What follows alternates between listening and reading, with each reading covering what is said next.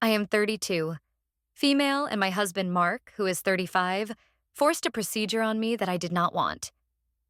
It happened after the birth of our son Leo. The delivery was difficult, I know that. It was long and painful, and it ended in an emergency procedure to make sure Leo arrived safely. I was exhausted afterward. I felt weak and overwhelmed, but I was also filled with a joy so pure it felt like a light inside me. Holding my son for the first time was the single greatest moment of my life. The pain, the fear, it all just melted away. There was only Leo. Mark was there, of course. He held my hand. He told me I was strong. He kissed my forehead. He looked like the perfect doting husband. Everyone said so. The nurses, my parents, his mother, Eleanor, they all said how lucky I was to have such a supportive partner. He managed everything. He talked to the doctors, he handled the paperwork, he updated our families. I was in a fog of recovery and new motherhood, and I let him. I trusted him. That was my first mistake. A day after the birth, Dr. Evans came into my room. Mark was sitting in the chair beside my bed, holding my hand. The doctor looked serious. He explained that there had been complications. He used a lot of medical terms I did not understand. He said my body had been under immense stress. He said another pregnancy would be incredibly dangerous for me. He said it could be fatal. I was still so tired, and the words washed over me. Fatal. The word hung in the air, heavy and dark. Mark squeezed my hand. "We almost lost you, Sarah," he said, his voice thick with fake emotion. "I cannot go through that again. We cannot let Leo grow up without a mother." He looked at Dr. Evans, then back at me. "The doctor has a suggestion, a way to make sure you are safe, permanently." I remember feeling a prickle of confusion. What did he mean, permanently? Dr. Evans started talking again. He mentioned a procedure, a tubal ligation. He said it was simple, quick, and they could do it right away before I was even discharged. He said it was the most responsible choice for my health, for our family's future. He made it sound so logical, so necessary.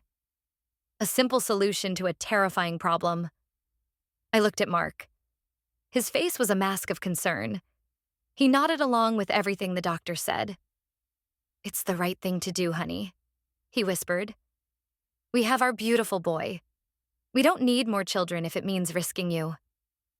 I felt a wave of dizziness. I did not want this. I had always dreamed of a big family. 2 or 3 kids, maybe even 4. We had talked about it. We had planned it.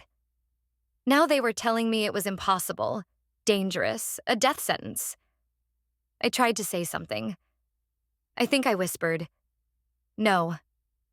But my voice was weak, and the room felt like it was spinning. Mark leaned closer. His grip on my hand tightened. It was not a comforting squeeze anymore. It was a warning. "Sarah, you are not thinking clearly. You are exhausted. You have been through a trauma. You need to let me and the doctor make the best decision for you." His voice was low, meant only for me. To the doctor, it probably sounded like a husband's loving concern. To me, it felt like a command. I remember signing a form. My hand was shaking. Mark held it steady for me. I remember the nurses coming in. I remember being wheeled down a long white hallway. I remember the cold of the operating room. Then, nothing. When I woke up, the joy was gone.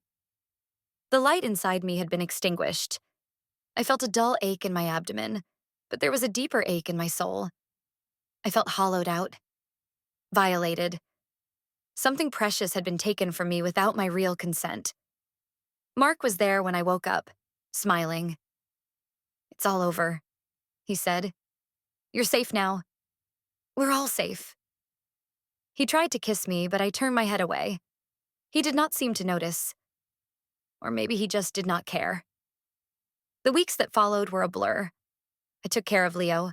I fed him, I changed him, I held him close. He was the only thing that felt real, the only thing that brought me any comfort. But every time I looked at him, I felt a pang of grief for the brothers and sisters he would never have. A grief that was fresh and raw every single day. Mark acted like nothing was wrong. He was the perfect father, the perfect husband. He brought me breakfast in bed. He told me to rest. He bragged to our friends about how he was taking care of his delicate wife. He called me delicate. He had never used that word before. It made me feel small. It made me feel weak. It made me feel like a patient in my own home. His mother, Eleanor, was a constant presence. She would come over and coo over Leo, and then she would look at me with pity in her eyes. "You poor thing," she would say. "You went through so much. It's a good thing Mark was there to take charge. He knows what's best. He always has." She would pat my arm, her touch feeling more like a claim than a comfort. She was reinforcing his control, reminding me of my place. I tried to talk to Mark about it once, a month after I came home from the hospital. Leo was asleep in his crib. The house was quiet. I sat on the edge of our bed. He was on his laptop working. "Mark," I said. My voice was quiet. "Yes, honey?" he said, not looking up. I can't stop thinking about what happened at the hospital. He finally closed his laptop and turned to me. His expression was patient, like a father about to explain something to a child. "Sarah, we have been over this. It was for your own good. The doctor said it was necessary." "But I didn't want it," I said, the words feeling like stones in my mouth. "I never said I wanted it. I said no." He sighed, a long, theatrical sigh. "You were not well. You were emotional and confused. You don't remember it clearly. You were begging me to make sure you would be okay. You were terrified. I did what I had to do to protect you, to protect our family." "I was not begging you," I said, my voice rising. "I would never beg for that." His eyes turned cold. The mask of the caring husband slipped for just a second. "Do not raise your voice to me. You are still recovering. You are being hysterical. We are not discussing this again. It is done. It was the right decision, and you need to accept it." He opened his laptop again. The conversation was over. That was when I knew. I knew he was lying. I was not hysterical. I was not confused. I was tired, yes. I was scared, yes. But I knew my own mind. And I knew I had said no. He had not protected me. He had taken something from me. He had made a decision about my body, my future, my life, and he had forced it on me. And he had used my vulnerability, my exhaustion from childbirth, as his weapon. The betrayal was so deep it felt like it had fractured my bones. I felt it in every part of my being. I knew I could not live like this. I could not live with a man who had so little respect for me. A man who saw me not as his partner, but as a problem to be managed, a child to be controlled. But I also knew I couldn't just leave. Our lives were completely intertwined. He controlled our finances. Our house was in his name. My name was on the joint bank account, but he was the one who managed it. He paid all the bills. He moved money around. I had given up my career as a graphic designer when I got pregnant at his suggestion. He said he earned more than enough for both of us, and I should focus on the baby. It had sounded so supportive at the time. Now I saw it for what it was, another layer of control. If I left, he would make it look like I was an unstable mother abandoning her child. He would use the very lies he told Dr. Evans against me in a custody battle. He would paint me as crazy, and everyone would believe him. He had spent years building his image as the perfect, reliable man. I had to be smarter than him. I had to be more careful. I had to find a way to prove what he did. I had to gather evidence. I had to plan. The grief in my heart began to curdle into something else, something hard and cold. It was resolve. I was not his delicate flower. I was not his hysterical wife. I was a woman he had wronged, and I was going to make him pay for it. I would not rest until I had taken back the power he had stolen from me. The fight for my life, my real life, had just begun. My journey started in his home office. It was the one room in the house that was exclusively his. He kept it locked when he was not in it. He said it was because he had important work documents and he did not want anything to get misplaced. I used to think it was just him being organized. Now I suspected it was about secrecy. He had a small safe in the closet where he kept our passports and other important papers. I knew the combination. Or at least I thought I did. It used to be our anniversary. One afternoon when he was at work and Leo was napping, I went into his office. I closed the door behind me and stood in the quiet room. It smelled like him, a mixture of expensive cologne and paper. I felt like a trespasser, but I pushed the feeling down. This was my house too. These were our lives he was managing. I had a right to know the truth. I went to the closet and knelt in front of the safe. I entered our anniversary date. Access denied. I tried again, thinking I had made a mistake. Access denied. My heart started to beat a little faster. He had changed it. When? Why? I felt a surge of frustration. I stood up and looked around the office. His desk was neat, a stack of files on one side, his laptop in the middle. I knew his laptop password, but I also knew he would be able to see if I had logged in. I needed something he would not notice was missing. My eyes landed on the filing cabinet in the corner. It was a standard metal cabinet, 2 drawers with a simple lock. I had seen the key on his keychain, but he had his keychain with him. I jiggled the handle of the top drawer. It was locked tight. I went to the kitchen and found a paperclip. My hands were trembling as I went back to the office. I had seen people pick locks in movies, but I had no idea if it was actually possible. I straightened the paperclip and stuck it into the lock. I wiggled it around. Nothing happened. I tried for 10 minutes, my frustration growing with each failed attempt. I was about to give up when I remembered something. A few months ago, Mark had lost the key to our mailbox. He had bought a lock-picking kit online, a small set of metal tools in a black leather case. He had been proud of himself for opening the mailbox in under a minute. He had tossed the kit into the junk drawer in the kitchen. I raced to the kitchen, my heart pounding. I rummaged through the drawer, past old batteries and rubber bands and takeout menus. There it was. The small black case. I took it back to the office and opened it. It was full of strange-looking metal picks. I had no idea how to use them. I took out the one that looked like a tension wrench and another that was shaped like a small hook. I put the wrench in the bottom of the lock and applied a little pressure. Then I inserted the pick and began to feel for the pins inside. I felt a tiny click, then another, and another. Suddenly, the lock turned. The drawer slid open with a soft metallic groan. I felt a rush of adrenaline. I had done it. I was in. The drawer was filled with hanging folders, all neatly labeled. Taxes, mortgage, car insurance, investments. I started pulling them out one by one, my hands shaking. I was looking for anything related to the hospital, anything with my name on it. In the very back of the drawer, I found a folder labeled medical. My breath caught in my throat. I lifted it out and placed it on the desk. Inside was a mess of papers. Bills from the hospital, insurance statements, prescription receipts. I sorted through them carefully, and then I saw it. A thin file labeled with my name and Dr. Evans's name. It was not a hospital file. It looked like something Mark had put together himself. My hands were clammy as I opened it. The first page was a copy of the consent form I had signed. My signature was a weak, spidery scrawl. It barely looked like my own writing. Seeing it made me feel sick to my stomach. Behind it were several printed emails. My eyes scanned the first one. It was from Mark to Dr. Evans. The date was 2 days before Leo was born. 2 days before the complications. The subject line read, "Confidential, concerns about my wife's mental state." My blood ran cold. I started to read.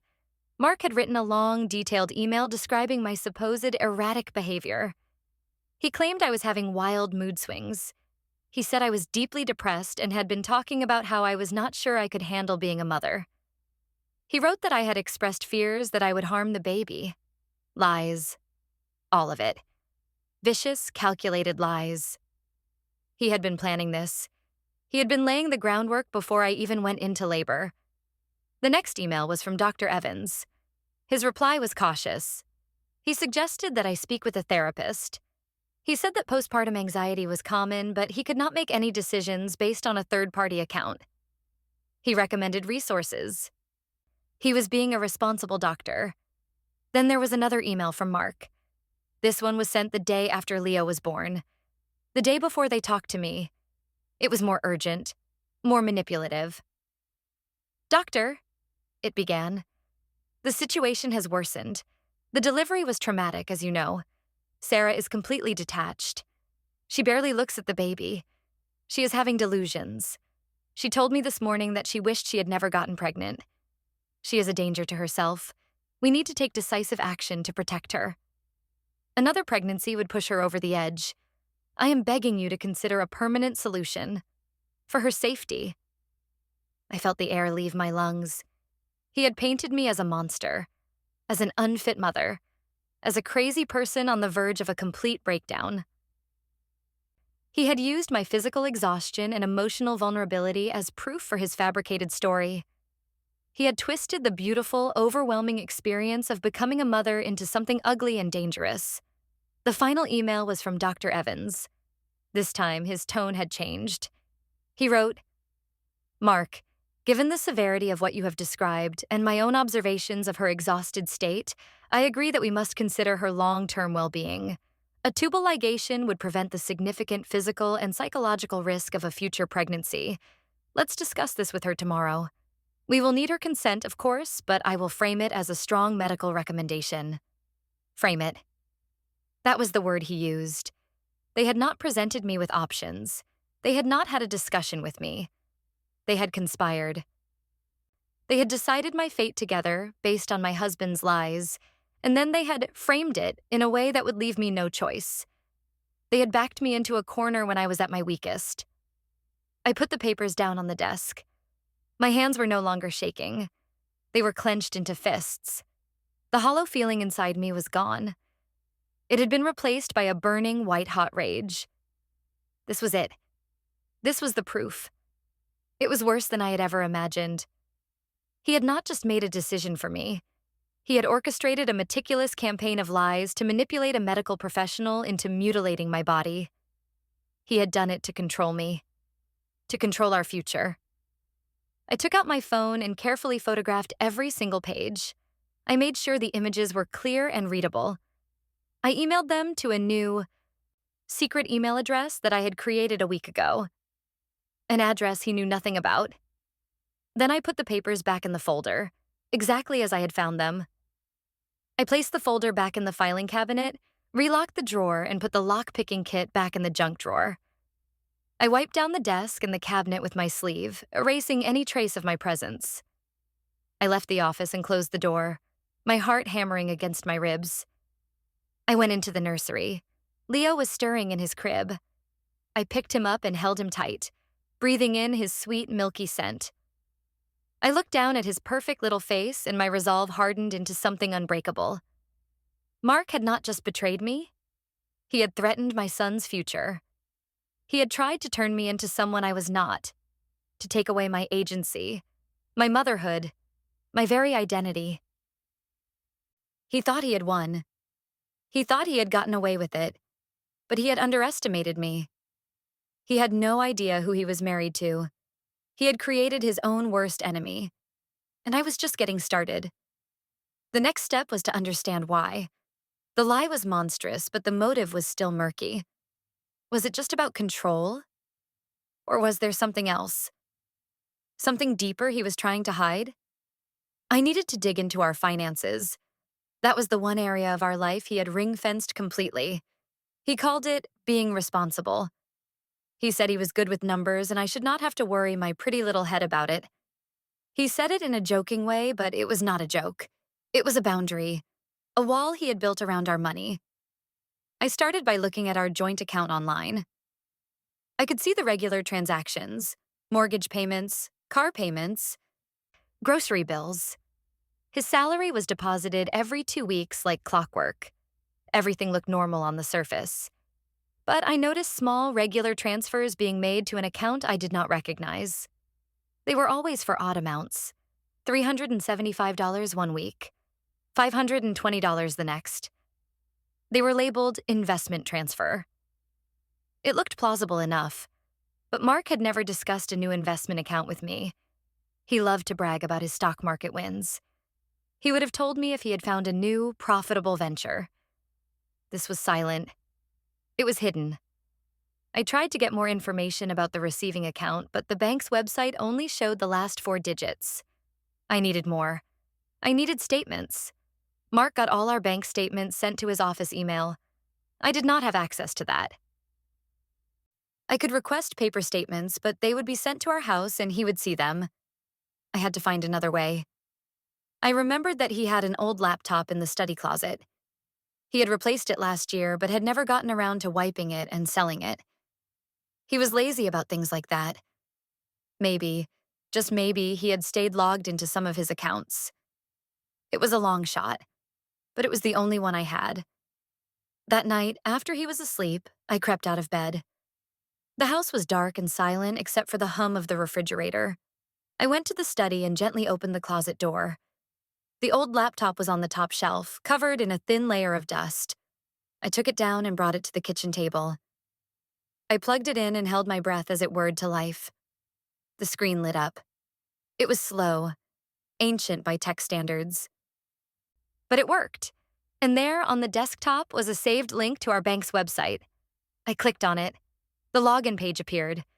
The username was already filled in, but it was asking for a password. My heart sank.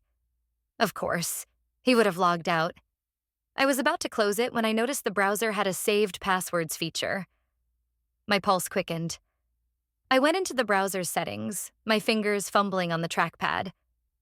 I found the security section, then saved passwords. A long list of websites appeared, and there it was.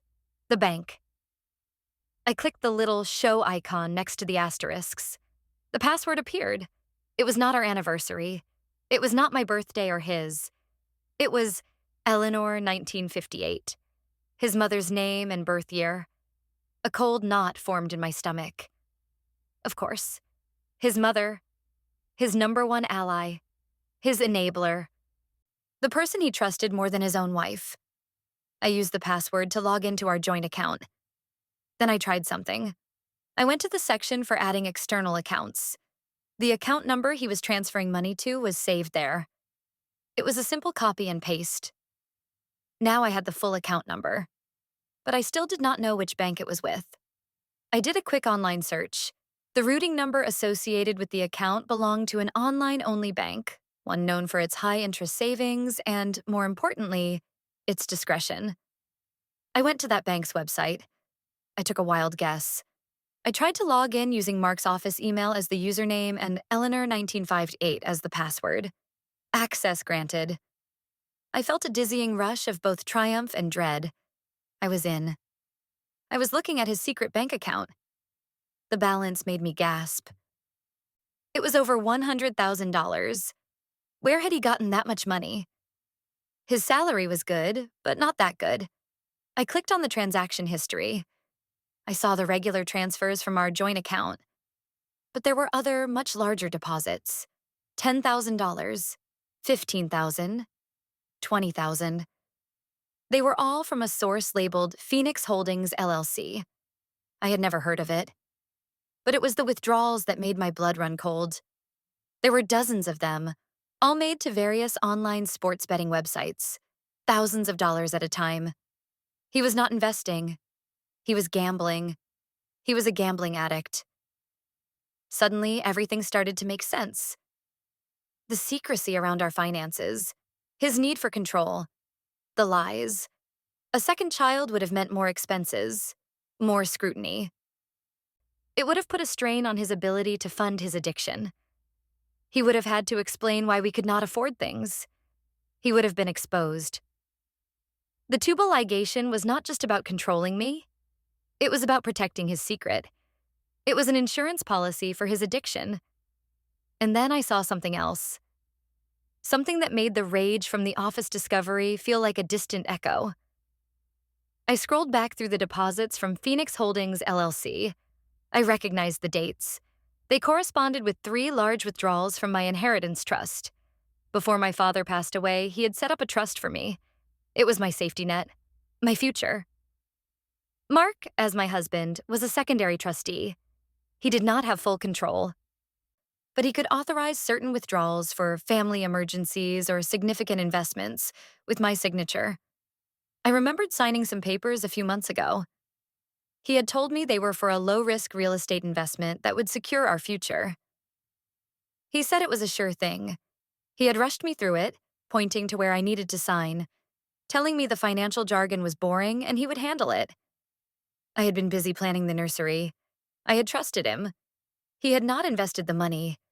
He had fabricated a company, Phoenix Holdings LLC, funneled my inheritance into it, and then transferred that money into his secret account to pay off his gambling debts and fund more bets.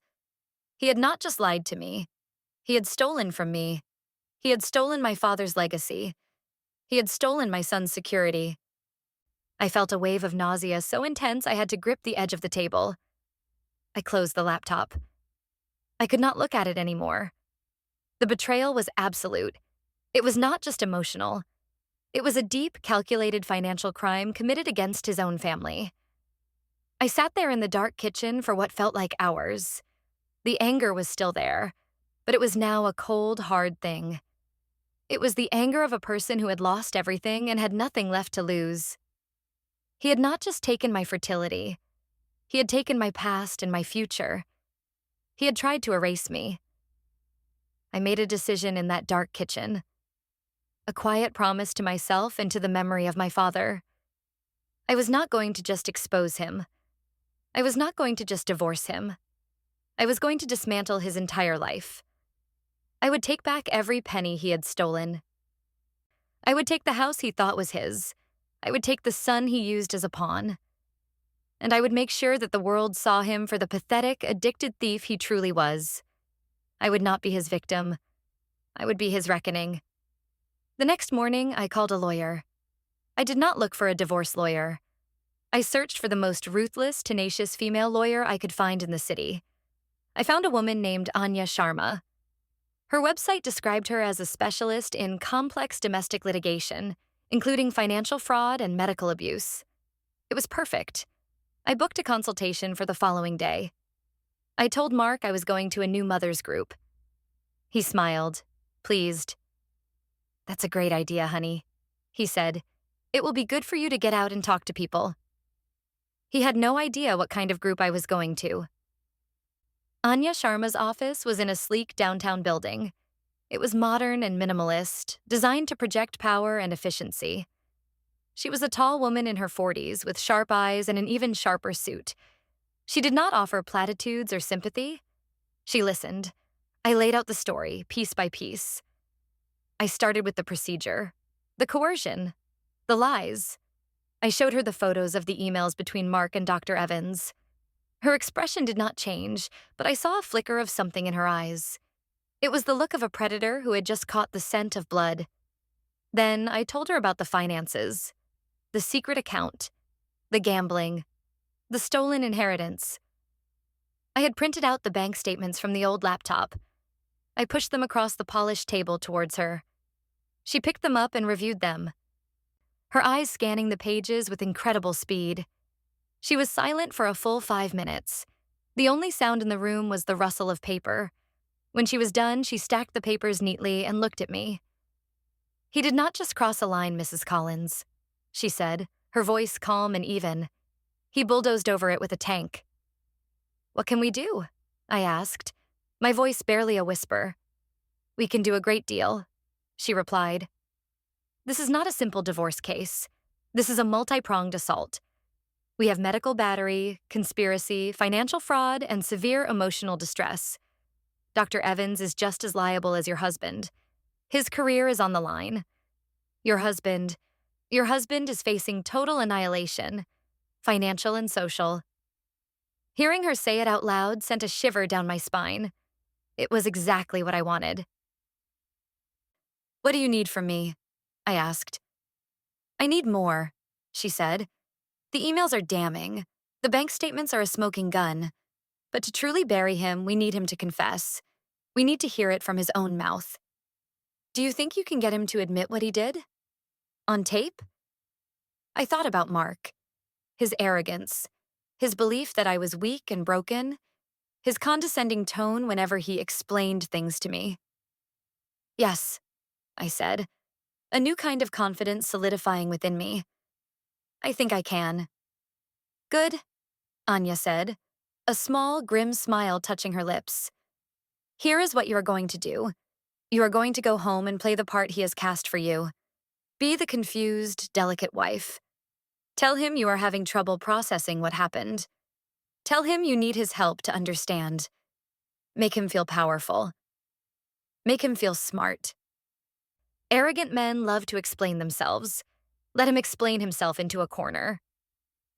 She gave me a small, high-quality recording device. It was no bigger than a pen. Keep this with you at all times, she instructed. You never know when he might let something slip. But you need to orchestrate one key conversation. A moment where you get him to admit he lied to the doctor and that it was his idea. That is our silver bullet. I left her office feeling like a different person. I was no longer just a victim. I was an operative. I had a mission.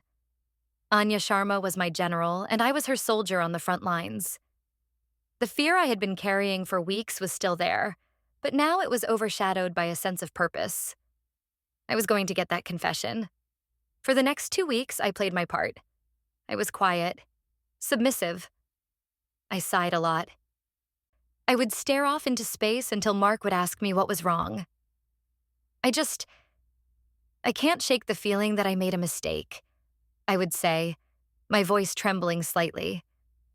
Maybe we should have waited. Maybe my body would have recovered. He would fall into the trap every time. Sarah, no, he would say, putting his arm around me. You are in no condition to make that choice.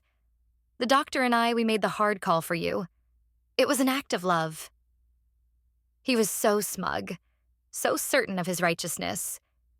His mother, Eleanor, continued her visits. She would watch me with her hawk-like eyes. You still seem so down, dear, she said one afternoon. You should be grateful. You have a healthy son and a husband who would do anything for you. Some women have nothing. I know, I would say meekly. I am trying to be. I let her think I was weak. I let them both think they had broken me. It was the perfect cover. I chose my moment carefully. It was a Sunday evening. We had just put Leo to bed. The house was quiet. Mark was in the living room watching a football game, a beer in his hand. He was relaxed, content. I had the recording device in the pocket of my cardigan, the tiny microphone clipped to the collar. I had tested it a dozen times. The sound quality was perfect. I walked into the living room and sat on the ottoman in front of him. I made sure my eyes were red-rimmed. I had spent 5 minutes in the bathroom pinching the bridge of my nose to make it look like I had been crying. Mark? I said softly. He muted the television. What's wrong, honey? He asked, his voice laced with that familiar, patronizing concern. I have been thinking a lot, I said, looking down at my hands. About the hospital, about Dr. Evans. I have these flashes of memory, but it's also confusing. I need you to help me understand what really happened. I feel like I'm going crazy. He leaned forward, his expression softening. He saw his broken wife, the one he had created, and he was ready to play the hero. Of course, sweetheart. Ask me anything. I will tell you exactly how it was. This was it. The stage was set. Dr. Evans seemed so certain. I began. He said another pregnancy would be fatal. Was I really that sick? You were, he said, his voice firm and reassuring. You don't remember how weak you were. The bleeding, the fever. I thought I was going to lose you. He was a good liar. He added details to make it more believable. And my mental state? I asked, making my voice wobble. You told him I was unstable. Was I really that bad? I don't remember feeling that way. I remember being happy when I held Leo. He took a sip of his beer. He was getting comfortable. Arrogant. You were putting on a brave face, he said. But when it was just us, you would fall apart. You told me you were drowning. You said you made a terrible mistake having a baby. You were not yourself, Sarah. It was the hormones, the trauma. I had to tell the doctor the truth. I had to make him understand how serious it was. My heart was pounding so hard I was sure he could hear it. He was admitting it. He was admitting that he had been the one to tell the doctor. I pushed a little further. So, it was your idea? The tubal ligation? I looked up at him, my eyes wide and pleading. I need to know the truth, Mark. Was it your idea or his? He hesitated for a fraction of a second. I could see the calculation in his eyes. He was deciding which version of the story made him look better. The hero who came up with the plan to save his wife, or the hero who wisely followed the doctor's orders. He chose the former. He puffed out his chest slightly. I suggested it, he said, his voice filled with a somber pride. I was the one who saw the danger you were in. Evans was just thinking about the physical side. I knew the mental toll another pregnancy would take. I had to protect you from yourself. It was the hardest decision I have ever had to make, but I did it for you. For us. There it was. The silver bullet. You told him what to do? I whispered, as if in awe. I guided him. He corrected, puffing himself up even more. I gave him the full picture so he could make the right medical recommendation. It was a partnership. We saved you, Sarah. I had it. I had everything I needed. I had his confession, clear as day, recorded in high-fidelity audio. The smug, self-satisfied look on his face was burned into my memory. He thought he was reassuring his fragile wife. He had no idea he had just handed me the weapon I would use to destroy him. I let a few tears fall. Thank you, I sobbed, burying my face in my hands. Thank you for being so strong for me. I needed to hear it from you. It's okay, honey, he said, patting my back. It's all in the past. We're safe now. That's all that matters. I stayed there for a few more minutes, pretending to cry, letting him comfort me. Inside, I was ice. The soldier in me had completed her mission. I excused myself, saying I needed to wash my face. I went to the bathroom, locked the door, and took out the recorder.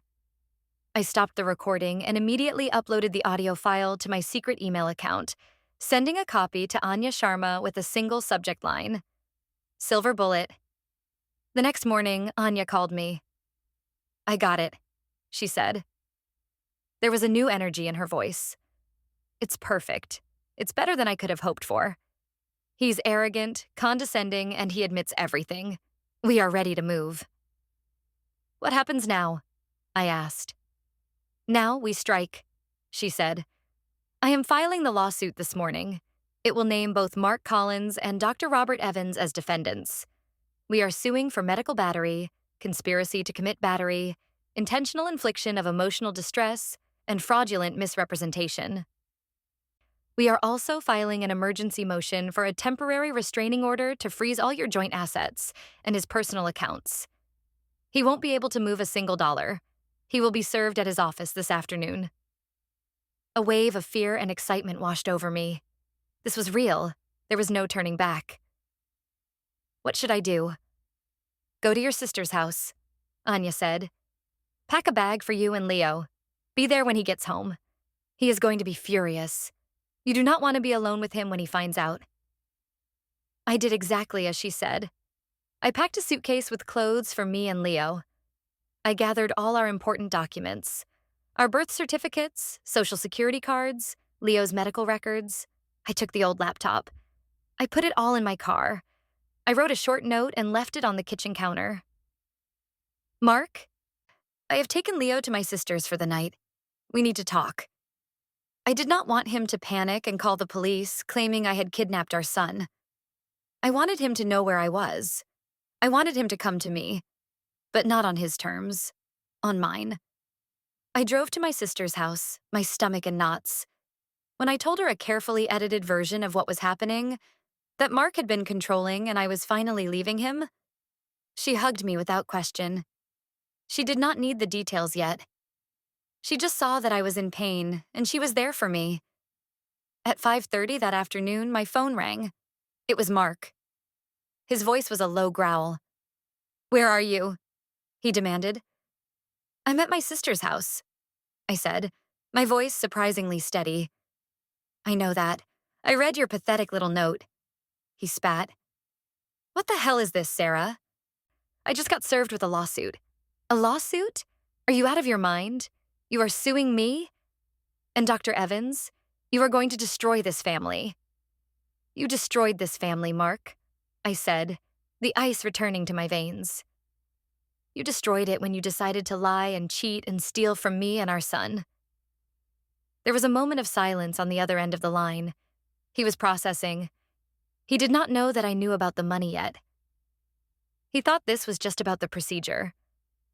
"What are you talking about?" he said, his voice dripping with contempt. "This is about the hospital, isn't it? You're still hung up on that? I told you I did that to protect you. You are being ungrateful and hysterical." "I am not hysterical," I said calmly. "And I have proof of everything you did. Every lie you told, every dollar you stole." "Proof? What proof?" he scoffed. "It's my word against the word of a confused, emotional woman. Who do you think they're going to believe?"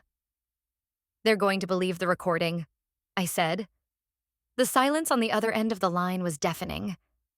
I could practically hear the gears turning in his head, the arrogance draining away, replaced by a cold, dawning horror. What recording?" he stammered. "The recording of you last night," I said, letting each word land with precision. "The one where you bragged about how you guided Dr. Evans. The one where you admitted the whole thing was your idea. The one where you confessed to manipulating a doctor into sterilizing your wife against her will. That recording." He did not say anything. He just made a strange, strangled sound. "Our joint accounts have been frozen. Mark," I continued, pressing my advantage, "your secret gambling account has been frozen too. Anya Sharma is very, very good at her job. You have nothing. The money you stole from my father's trust? We're getting that back. All of it." You can't," he finally managed to say, his voice a pathetic squeak. He sounded like a cornered animal. "Sarah, please, don't do this. We can talk about this. I can explain." "No," I said, the word like a steel door slamming shut. "We can't. You don't get to talk your way out of this one. You don't get to lie and manipulate me anymore. From now on, you will talk to my lawyer. Goodbye, Mark." I hung up the phone. I blocked his number. I sat down on my sister's sofa, and for the first time in months, I felt like I could breathe again. The war had just begun, but I had won the first, most important battle. I had taken back control. The fallout was immediate and spectacular. Mark, stripped of his access to money and his carefully constructed narrative, began to panic. He called my sister, my parents, his parents, all of our mutual friends. He told them I had suffered a complete mental breakdown. He said I had kidnapped our son and was making wild, delusional accusations. He was playing his last card, the crazy, hysterical wife card. But this time, it did not work. I had already called my parents and given them a clearer picture of the situation. I had not told them everything. Not yet. But I told them that Mark's control had become unbearable and that I had to leave for my own safety. They were shocked, but they believed me. They had seen the change in me since Leo was born. They had seen how subdued I had become. My story, even the edited version, made more sense than his frantic, rambling accusations. His mother, Eleanor, was a different story. She called me, screaming, "How dare you do this to my son?" She shrieked into the phone. After everything he has done for you, he saved your life. He has been a perfect husband, and you are trying to ruin him out of spite. You are a selfish, wicked girl. I let her rant for a full minute. I listened to her string of insults and accusations without saying a word. When she finally paused to take a breath, I spoke. My voice was quiet and cold. Eleanor, I said, did Mark ever tell you about his gambling problem? There was a stunned silence on the other end. What? What are you talking about? She stammered. Did he tell you about the $100,000 he stole from my inheritance trust? The one my father left to provide for me and your grandson? I did not wait for an answer. I have the bank statements, Eleanor. I have proof that he created a shell corporation to launder the money into a secret account to fund his addiction. He has been lying to you, too. He is not the perfect son you think he is. He is a thief and an addict. No, she whispered. That's not true. Mark wouldn't. It is true, I said. And I have one more thing for you to hear. I held the phone up to my laptop speaker and played a short clip from the recording. The part where Mark puffed out his chest and proudly proclaimed, I suggested it. I had to protect you from yourself. The silence that followed was absolute. I had heard Eleanor angry. I had heard her condescending. I had heard her proud. I had never heard her speechless. He did this to protect his secrets, not to protect me, I said into the phone. He lied to you. He lied to everyone. He used you just like he used me. So you can either continue to defend the man who stole from his own child's future, or you can face the truth. The choice is yours.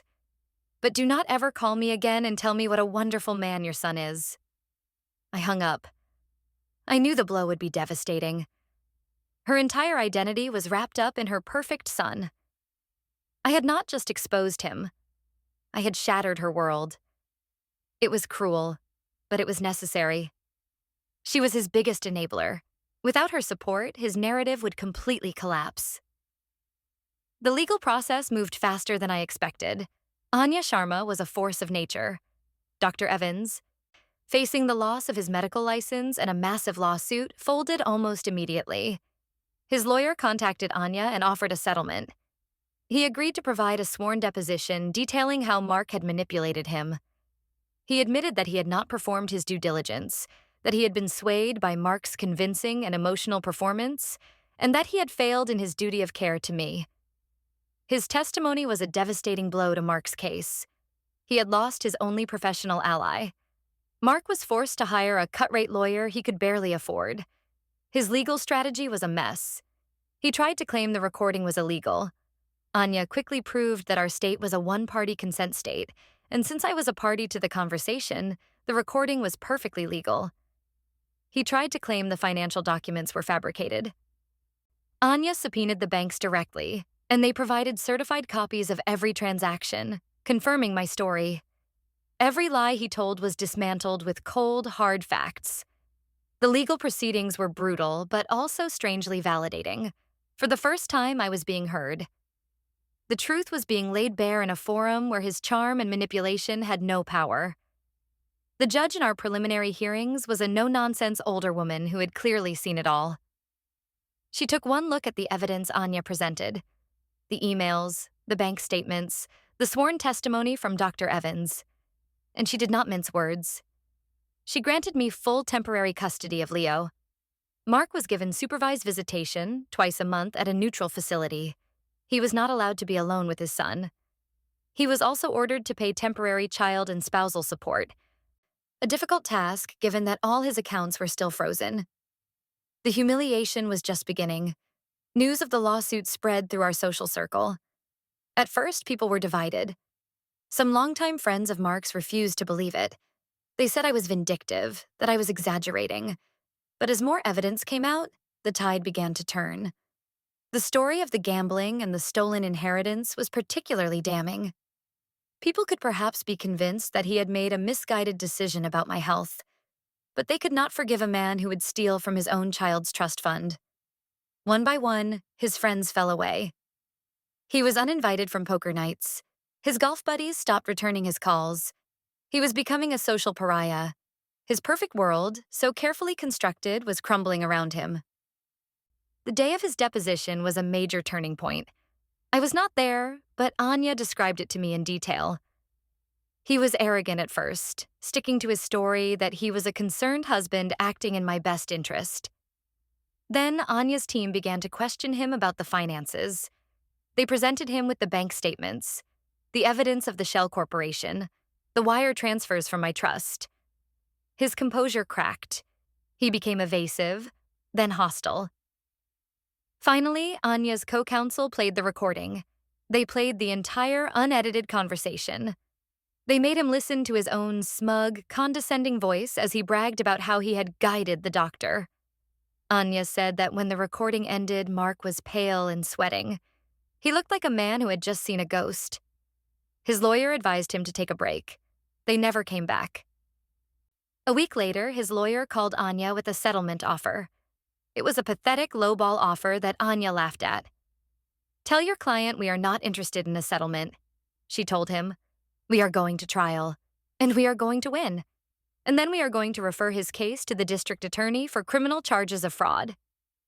That was the final nail in his coffin. The threat of criminal charges was too much for him. His lawyer called back the next day. Mark would agree to all of our terms.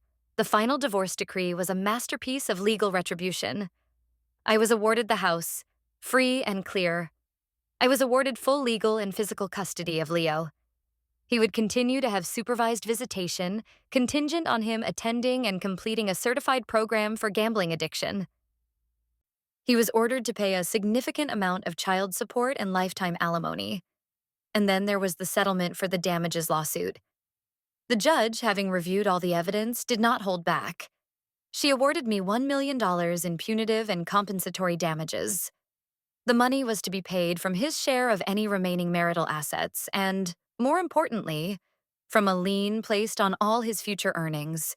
He would be paying me for the rest of his life. He was financially ruined. I had a few final conversations that closed the loop on this chapter of my life. I met with my best friend, Jessica. We sat in a coffee shop, and I told her the whole story, every last detail. She listened with tears in her eyes. "I am so sorry I didn't see it," she said. "I knew he was controlling, but I had no idea it was this bad. I am so proud of you for what you did. You are the strongest person I know." Her validation felt like a warm blanket. My sister, too, was a rock of support.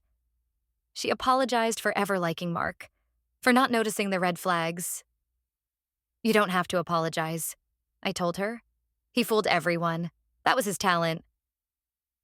She promised to always be there for me and Leo, a promise I knew she would keep. The hardest conversation was the last one I had with Eleanor. She called me a few days after the divorce was finalized. Her voice was small, defeated. I wanted to say, "I am sorry," she stammered. "I didn't know. I didn't want to believe it." "But you should have," I said, my voice devoid of pity. "You saw how he treated me. You saw how he dismissed me. You encouraged it. You told me to be grateful. You enabled him his entire life. And this is the result. This is on you, too." "I know," she whispered. Is there any way I can see Leo?" "No," I said flatly. "You made your choice. You chose to believe the man who stole from your grandson over the woman who was trying to protect him. You don't get to have a relationship with him now. Goodbye, Eleanor." I hung up the phone and blocked her number for good. I felt no remorse. She was part of the disease, and I had cut her out. Life is different now. It is quieter. It is calmer. I sold the house. There were too many bad memories there. I bought a smaller, cozier house in a different neighborhood, closer to my sister. I used a portion of the settlement money to set up a new, untouchable trust for Leo. The rest I invested wisely. With the help of a female financial advisor who explained everything to me in clear, simple terms. I am in control of my own finances now. I will never give that power to anyone ever again. I started my own freelance graphic design business. It is small, but it is growing. I love the work. I love being creative again. I love that I am building something for myself, by myself. Mark is a ghost in a life that no longer includes him. I hear things about him sometimes. He lost his high-powered job. He is working a menial sales job, living in a small rented apartment. A large portion of his paycheck is garnished every month and sent directly to me. He is a shadow of the man he used to be. The charm is gone. The arrogance has been replaced by a bitter resentment. He is paying his price, not just financially, but socially and emotionally. He has nothing and no one. Sometimes when Leo is asleep and the house is quiet, I think about what was taken from me. The choice to have more children, the dream of a large, bustling family. The scar of that violation will never fully fade. He took something from my body that I can never get back. But I took everything from him. I took his money, his reputation, his son, his home, his pride. I took the power he thought he had over me and used it to burn his world to the ground. He has to live with the ashes of the life he destroyed. He has to live with the knowledge that the delicate, hysterical woman he tried to break was the one who broke him. And that, in its own way, is a kind of justice. He finally learned what it feels like to be small.